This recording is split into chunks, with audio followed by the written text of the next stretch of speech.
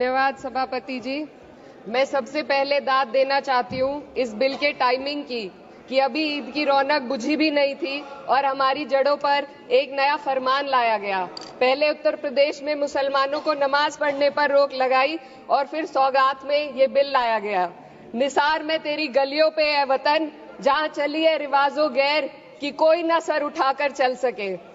मैं सभापति जी आपको ये बताना चाहती हूँ कि ईद के मौके पर एक विधवा महिला अपनी लड़की के साथ मेरे पास आई और उसने बताया कि वह एक वक्फ की प्रॉपर्टी में रहती है, वही उसके सर पर छत का काम भी करती है और उसकी रोजी रोटी भी वहीं से आती है। वो इस बिल को लेकर इतनी फिक्रमंद थी कि कहीं उससे वो उसकी संपत्ति ना छीन ली जाए। वो अकेली एक ऐसी महिला नहीं है, ऐसे लाखों लोग हैं जो वक्फ की गरीब महिलाएं जो वक्फ की संपत्ति से अपना रोजगार चला रहे हैं। और ये जो वक्फ बाय यूजर क्लॉज के हटाने से लाखों वक्फ की जायदाद अपना स्टेटस खो देंगी और लाखों लोग इसी तरीके के लोग सड़कों पर आ जाएंगे। वक्फ क्या है, वक्फ बाय यूजर क्या है? इसका ये मतलब है कि कोई जायदाद अगर सालों से दीन और भलाई के कामों के लिए इस्तेमाल हो रही हो तो वो खुद ब खुद वक्फ मानी जाएगी। हिंदुस्तान की अदालतों ने भी इस बात को तस्लीम किया है। वक्फ बाय यूजर सिर्फ वक्फ बोर्ड को ही मिली कोई खास सौगात नहीं है, ये बल्कि सभी अन्य धार्मिक ट्रस्टों को परंपरा और यूज के आधार पर बिना किसी डॉक्यूमेंटेशन के धार्मिक चरित्र को डिक्लेयर करने का राइट मिला हुआ है। भारत के संविधान के आर्टिकल 13 क्लॉज 3 में कस्टम और यूसेज को कानूनी वैधानिकता प्रदान करता है। इसी आर्टिकल से वक्फ बाय यूजर भी निकला गया है।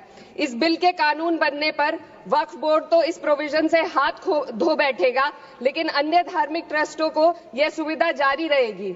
इससे भारतीय संविधान के आर्टिकल 14 और 15 का सीधा उल्लंघन है, जो धर्म और जाति के आधार पर भेदभाव और कानून के सामने सभी की बराबरी पर जोर देता है। मैं इसके साथ ये भी कहना चाहती हूँ कि सत्ता के लोग जो एक दूसरे की पीठ थपथपा रहे हैं कि वक्फ बाय यूजर का जो अमेंडमेंट इन्होंने दिया उसको एक्सेप्ट कर लिया गया है, लेकिन इनकी शरारत यह है कि उसके साथ ही एक ऐसा प्रोवाइजो इसमें शामिल किया गया जिसके आधार पर यह कहा गया है कि अगर कोई भी वक्फ की संपत्ति विवादित हो तो वो अपना वक्फ स्टेटस खो देगी। तो जो अमेंडमेंट इन्होंने दिया है जिसको एक्सेप्ट कर लिया गया है उसका कोई मतलब नहीं है, ये इनकी नीयत है जो साफ जाहिर हो रही है। सोने पर सुहागा एक काम और किया है, सरकार ने वक्फ की कानून के सेक्शन 107 को हटाकर लिमिटेशन एक्ट में 12 साल तक ही किसी के खिलाफ अदालत में जाने का प्रोविजन है। सेक्शन 107 में बोर्ड को लिमिटेशन एक्ट से राहत मिली हुई थी। वक्फ बोर्ड कभी भी अवैध कब्जाधारियों के खिलाफ अदालत जा सकता था। अगर ये सेक्शन ना हो तो अवैध कब्जा करने वाले लोग कानूनी प्रक्रिया का फायदा उठाकर वक्फ की प्रॉपर्टी को हड़प सकते हैं। अन्य धार्मिक ट्रस्टों पर भी ये लिमिटेशन एक्ट लागू नहीं होती, तो फिर वक्फ बोर्ड के साथ ये सौतेला रवैया क्यों किया जा रहा है? धर्म को देखकर दोहरी नीति क्यों अपनाई जा रही है? सेक्शन 107 और वक्फ बाय यूजर को अगर एक साथ पढ़ा जाए तो इससे लाखों वक्फ की प्रॉपर्टी पर कब्जा किया जाएगा। इसलिए ये बिल मुसलमान की भलाई का नहीं बल्कि उनके वजूद और विरासत को मिटाने का बिल है।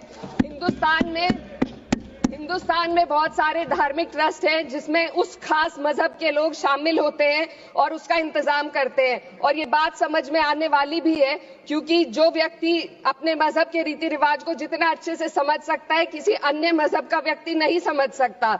आर्टिकल 26 क्लॉज 2 के तहत धार्मिक संप्रदाय को अपने मजहबी इदारों के एडमिनिस्ट्रेशन का हक देता है, लेकिन वक्फ बोर्ड के बारे में इसको उल्टा किया जाए। Sir 2 minute sir please 2 minutes.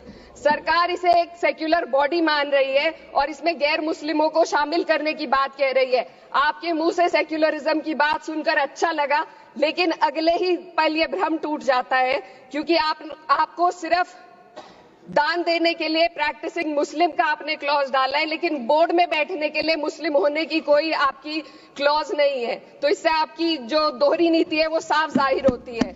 ये वही सरकार है जिसने राम जन्मभूमि ट्रस्ट में ये लिख दिया कि जिला अधिकारी भी अगर होगा तो हिंदू होना चाहिए।